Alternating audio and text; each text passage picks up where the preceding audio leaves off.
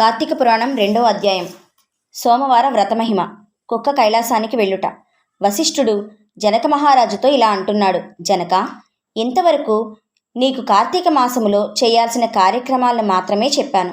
అయితే కార్తీక మాసంలో సోమవారాలకు ప్రత్యేకత ఉంది. ఆ రోజున ప్రత్యేకంగా సోమవార వ్రతం నిర్వహిస్తారు. ఎంతో మహత్తు కలిగిన ఆ సోమవార వ్రత విధానాన్ని, దాని మహత్యాన్ని గురించి చెబుతాను, సావధానంగా విను అని ఇలా చెప్పసాగాడు. కార్తీక మాసంలో సోమవారం శివుడికి అత్యంత ప్రీతికరమైన రోజు. ఆ రోజున స్త్రీ కానీ పురుషుడు కానీ ఏ జాతి వారైనా కానీ రోజంతా ఉపవాసం ఉండాలి. నదీ స్నానం చేసి తమ శక్తి కొద్దీ దాన ధర్మాలు చేయాలి. శివుడికి బిల్వపత్రాభిషేకం చేసి సాయంత్రం నక్షత్ర దర్శనం తర్వాత అల్పాహారం తీసుకోవాలి. ఈ విధంగా నిష్ఠతో ఉంటూ ఆ రాత్రంతా జాగరణ చేసి పురాణ పఠనం చేయాలి. ఉదయం నదీ స్నానం ఆచరించాలి. నువ్వులను దానం చేయాలి. తమ శక్తి కొద్దీ పేదలకు అన్నదానం చేయాలి. అలా చేయలేని వారు కనీసం 3 బ్రాహ్మణులకు తృప్తిగా భోజనం పెట్టిన తరువాత తాము భుజించాలి. ఈ కార్తీక సోమవార వ్రతం కేవలం భక్తి సంకల్పం పైనే ఆధారపడి ఉంటాయి. పెద్దగా పూజాధికాలు నిర్వహించలేని వారు సైతం కనీసం ఉపవాసం ఉంటే కార్తీక సోమవార వ్రతం ఫలితాన్ని పొందగలరు. ఇందుకు సంబంధించి ఒక ఇతిహాసం ఉంది. దాన్ని మీకు తెలియచేస్తాను, సావధానంగా విను అని ఇలా చెప్పసాగాడు. కుక్క కైలాసానికి వెళ్ళుట. పూర్వకాలమున కాశ్మీర్లో ఒక బ్రాహ్మణుడు ఉండేవాడు. అతడు పురోహిత వృత్తిని చేపట్టి తన కుటుంబాన్ని పోషించేవాడు. అతనికి లేక ఒక కూతురు పుట్టింది. ఆమెకు స్వతంత్ర నిష్ఠురి అని పేరు పెట్టారు. తండ్రి ఆమెకు సౌరాష్ట్రకు చెందిన మిత్రశర్మ అనే సద్బ్రాహ్మణుడికి ఇచ్చి పెళ్లి చేశాడు.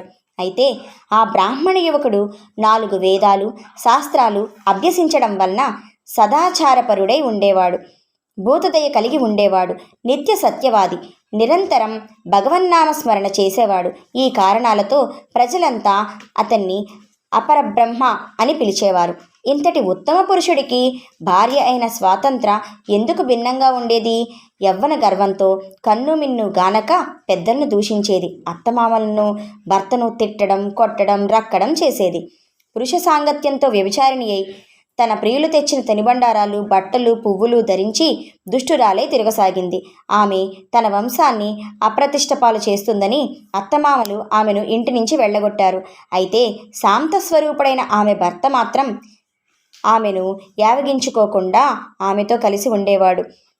చుట్టుపక్కల వారంతా ఆమెను గయ్యాలి అని యావగించుకుంటూ కర్కస అని పేరు పెట్టి ఎగతాళి చేసేవారు. ఇలా కొంతకాలం తర్వాత ఆమె ఒకనాటి రాత్రి తన భర్త గాఢ నిద్రలో ఉండగా ఒక బండరాయితో అతని తలపై కొట్టి చంపింది. ఆ మృతదేహాన్ని అతి రహస్యంగా దొడ్డిదారిన ఊరి చివరకు తీసుకెళ్ళింది. అక్కడున్న బావిలో మృతదేహాన్ని పడేసి పైన చెత్తా చెదారంతో నింపింది. తనకు ఏమీ తెలియదన్నట్లుగా ఇంటికి తిరిగి వచ్చింది. తనకిక ఎదురు లేదని, అడ్డు అదుపు ఉండదనే అహంకారం పెరిగి ఇష్టారాజ్యంగా తిరగసాగింది. తన సౌందర్యాన్ని చూపి ఎందరినో క్రీగంటనే వశపరుచుకుంది. వారి వ్రతాలను పాడు చేసి నానాజాతి పురుషులతో సంభోగిస్తూ వర్ణ సంకురాలైంది. అంతటితో ఆగకుండా కన్యలు, పెళ్ళైన మహిళలకు దుర్బుద్ధులు నేర్పి పాడు చేసి విటులకు వారిని అప్పగిస్తూ ధనార్జన చేయనారంభించింది. ఆ తర్వాత ఆమె యవ్వనం క్రమంగా నశించడం ఆరంభమైంది. వయసు పైపడిసాగింది. చేసిన పాపాలకు గుర్తుగా శరీరంపై పుండ్లు ఏర్పడ్డాయి. వాటి నుంచి చీము రక్తం కారుతూ క్రమంగా కుష్ఠవ్యాధి బారిన పడింది. రోజురోజుకు ఆమె శరీర పటుత్వం కృశించి కురీపుగా మారింది.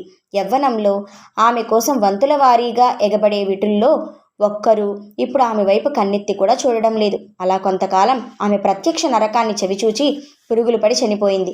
బతికినన్ని రోజులు ఒక్క పురాణ శ్రవణమైనా చేయని పాపి కావడంతో భయంకరంగా కనిపించే యమకింకరులు ఆమెను యముని ముందు హాజరుపరిచినారు.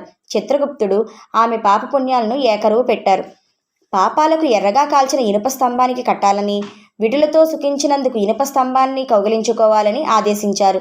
భర్తను బండరాతితో కొట్టి చంపినందుకు ఇనప గదలతో ఆమెను మోదాలని ఆదేశించారు. పతివ్రతలను వ్యభిచారణలుగా మార్చినందుకు సలసలా కాగే నూనెలో వేచారు. తల్లిదండ్రులను అత్తమామలకు అపకీర్తి తెచ్చినందుకు శేషం కరిగించి నోట్లో చెవిలో పోశారు. ఇనుప కడ్డీలు కాల్చి వాతలు పెట్టారు. చివరకు కుంభీపాకంలో వేశారు. ఆమె చేసిన పాపాల ఫలితాలను ఆమె ఒకతే కాకుండా అటు 7 తరాలు ఇటు 7 తరాలు నరక బాధలు అనుభవించసాగారు. ఆ తర్వాత ఆమె నీచ జన్మలు ఎత్తుతూ క్రిమికీటకాలుగా పుట్టి చివరకు 15వ జన్మలో కళింగ దేశంలో ఒక కుక్కగా జన్మనెత్తింది. కుక్క జన్మలో ఆమె ఆకలికి తట్టుకోలేక ఇంటింటికి తిరిగింది. కర్రతో కొట్టేవారు. ఆమెను కొడుతుంటే తిట్టేవాడు తిడుతున్నాడు. పిల్లలు తరుముతున్నారు. అయితే ఒక బ్రాహ్మణుడు కార్తీక సోమవార వ్రతమాచరించి ఉపవాసం ఉండి సాయంత్రం నక్షత్ర దర్శనం చేసి ఉపవాస విరమణ నిమిత్తం సిద్ధం చేసుకున్న అల్పాహారాన్ని అరుగుపై పెట్టి కాళ్ళు చేతులు కడుక్కునేందుకు వెళ్ళాడు. అయితే ఆ కుక్క గబగబా వెళ్ళి ఆహారాన్ని భుజించింది. వ్రతనిష్టగరిష్ఠుడైన ఆ బ్రాహ్మణుడి పూజా విధానంతో జరిపించిన బలియన్నం కావడం, కార్తీక సోమవారం నాడు కుక్క ఆకలితో రోజంతా ఉపవాసం ఉండడము, శివపూజ పవిత్ర స్థానంలో ఆరగించడం వలన ఆ కుక్కకు పూర్వజన్మ విజ్ఞానం ఉద్భవించింది. వెంటనే ఆ కుక్క, విప్రోత్తమా, నన్ను కాపాడుము అని మొరపెట్టుకుంది. ఆ మాటలు బ్రాహ్మణుడికి ఆశ్చర్యాన్ని కలిగించింది. మనుష్యులెవ్వరూ కనిపించకపోయేసరికి అంతా భ్రమ అనుకున్న ఆ విప్రుడికి మళ్లీ మాటలు వినిపించాయి. రక్షించు, రక్షించు అని కేకలు వినిపించాయి. ఆ మాటలు కుక్క నుంచి వస్తున్నాయని గ్రహించిన బ్రాహ్మణుడు, ఎవరు నీవు? నీ వృత్తాంతమేమిటి అని ప్రశ్నించాడు. అంతా ఆ కుక్క తన వృత్తాంతాన్ని వివరించింది. 15 జన్మల క్రింద సద్బ్రాహ్మణుడి భార్య అయిన తన వ్యభిచారం చేసిన తీరు, భర్తను చంపడం, వృద్ధాప్యంలో కుష్ఠవ్యాధితో దినదినగండంగా బతికి చనిపోయిన తీరును, నరకంలో అనుభవించిన శిక్షలను గురించి వివరించింది. ఈరోజు మీరు కార్తీక సోమవార వ్రతం చేసి ఇక్కడ పెట్టిన బలి అన్నం తినడం వల్ల నాకు జ్ఞానోదయం కలిగింది. కాబట్టి ఓ విప్రోత్తమ, నాకు మహోపకారంగా మీరు చేసిన కార్తీక సోమవార వ్రత ఫలమొక్కటి ఇచ్చి నాకు మోక్షం కలిగించు అని ప్రార్థించింది. దాంతో ఆ శునకం మీద జాలితో ఆ బ్రాహ్మణుడు తాను చేసిన కార్తీక సోమవార వ్రతాల్లో ఒక రోజు నాటి ఫలాన్ని ఆమెకు ధారపోశాడు. అలా చేసిన వెంటనే ఒక పుష్పక విమానం అక్కడకు చేరుకుంది. కుక్క జన్మను చాలించి సూక్ష్మదేహంతో పుష్పకాన్ని చేరింది. అటు నుంచి శివ సాన్నిధ్యాన్ని చేరుకుంది. ఇది శ్రీ స్కాంద పురాణేతర్గత వశిష్ఠ ప్రోక్త కార్తీక మహత్యే 2వ అధ్యాయం సమాప్తం.